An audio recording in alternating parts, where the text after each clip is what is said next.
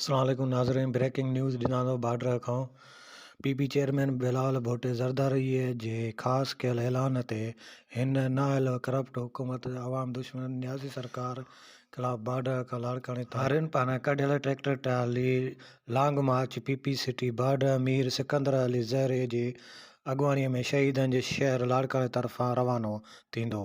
मार्च सिटीअ जा अहम अॻुवान डॉक्टर मुला बख्श जुनेजो, गुलाम अल्लाह चांडियो, सैयद मंसूर अली बुखारी, सैयद सदाम हुसैन बुखारी, अलियार चांडियो, बरकत चन्ना।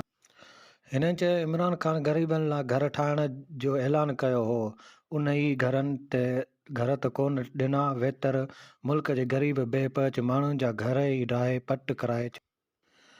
पंहिंजे क़ाइद बिलावल भुट्टो ज़रदारीअ जी क़यादत में अवामी भलाईअ लाइ जदोजहद जे मैदान ते अॻियां रहंदी। जिथे जिथे तव्हां ज़ुल्म कंदा उते उते तव्हां अॻियां पीपी रुकी जी दीवार थी साम्हूं बीहंदी।